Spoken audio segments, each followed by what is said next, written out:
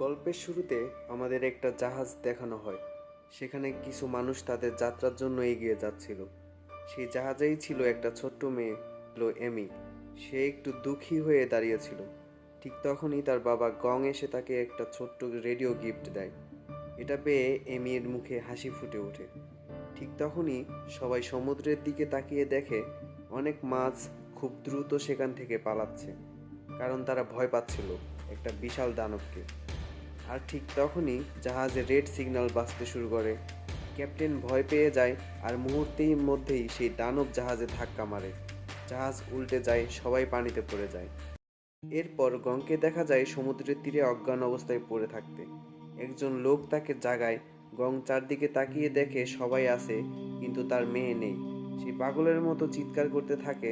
ঠিক তখনই তার রেডিও থেকে এমির কণ্ঠ শোনা যায়, কিন্তু হঠাৎই সেটা বন্ধ হয়ে যায়। গং বুঝে যায় তার মেয়ে এখনো বেঁচে আছে। সে তাকে খুঁজতে এগিয়ে যায়, কিন্তু ঠিক তখনই কেউ বলে ওখানে কিছু নড়ছে। হঠাৎই সামনে আসে একটা ভয়ঙ্কর দানব সাপ। সাপটা তার লেজ দিয়ে মানুষকে আছাড় মারছে, আর অনেককেই গিলে ফেলছে। কং দৌড়ে মেয়ের দিকে যায়, কিন্তু তার চোখের সামনেই সাপটা এমিকে গিলে ফেলে। কং চিৎকার করে ওঠে, কারণ সে কিছুই করতে পারেনি। ঠিক তখনই আবার রেডিওতে শব্দ আসে, মানে এমি এখনো বেঁচে আছে। গং জঙ্গলে যাওয়ার সিদ্ধান্ত নেয়। কিছু লোক তাকে থামাতে চাইলেও শেষ পর্যন্ত 6 জন মিলে জঙ্গলের ভিতরে ঢুকে যায়।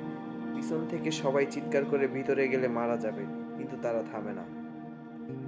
জঙ্গলে ঢোকার পরই বিপদ শুরু।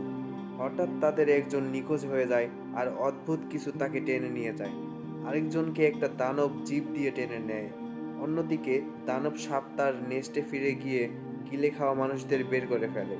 এদিকে ক্যাপ্টেন জ্ঞান ফিরে পায়। সে দেখে সে সাপের নেস্টে আটকা, আর বের হওয়ার কোনো রাস্তা নেই। সেখানে গ্যাংয়ের মেয়ে বেঁচে ছিল, কিন্তু চারদিকে পড়ে আছে বিশাল সাপের ডিম, যেগুলো যে কোনো সময় ফেটে যেতে পারে।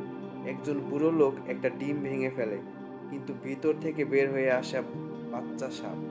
সবাই ভয় পেয়ে লুকিয়ে পড়ে, আর সেই সাপ একটা অসহায় মহিলাকে গিলে ফেলে। অন্যদিকে জঙ্গলে একটা গাছ কাটতেই কালো লিকুইড বের হয়, আর আগুন লাগতেই ভয়ঙ্কর আগুন ধরে যায়।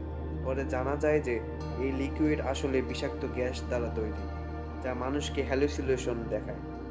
গং নিজের মেয়েকে দেখতে পায়, সে তার দোষ দিচ্ছে, কিন্তু এটা ছিল শুধু স্বপ্ন। হঠাৎ দেখা যায় গাছগুলো আসলে জীবন্ত দানব। তারা মানুষদের পেঁচিয়ে মেরে ফেলছে। এরপর আসে ভয়ঙ্কর দানব মাছ, যারা শুধু পানিতে না, আকাশেও উড়তে পারে। কিন্তু তারা কুয়াশার সাথে আসে, তাই কুয়াশা থেকে বের হতেই তারা পড়ে যায়। তারপর হঠাৎ আসে বিশাল দানব ব্যাঙ, যার জিভ দিয়ে মানুষ ধরে গিলে ফেলে। কষ্ট করে সবাই পালায়, কিন্তু ঠিক তখনই দানব সাপ এসে সেই ব্যাঙকেই গিলে ফেলে।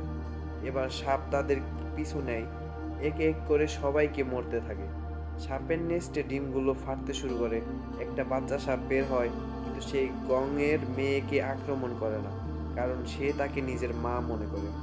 জঙ্গলের মধ্যে তারা একটা পুরনো ল্যাব খুঁজে পায়, যেখানে একসময় এক্সপেরিমেন্ট করা হতো, আর সেখান থেকেই সব প্রাণী দানব হয়ে আসে। গং শেষ পর্যন্ত তার মেয়ের কাছে পৌঁছে যায়, কিন্তু তখনই আবার দানব সাপ হাজির।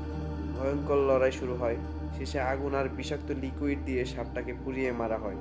গং সাপের পেট থেকে মেয়েকে বের করে আনে। সে অজ্ঞান, সবাই ভাবে সে হয়তো মারা গেছে, কিন্তু হঠাৎই সে চোখ খুলে। এভাবেই এক বাবা মৃত্যুর মুখ থেকে নিজের মেয়েকে ফিরিয়ে আনে।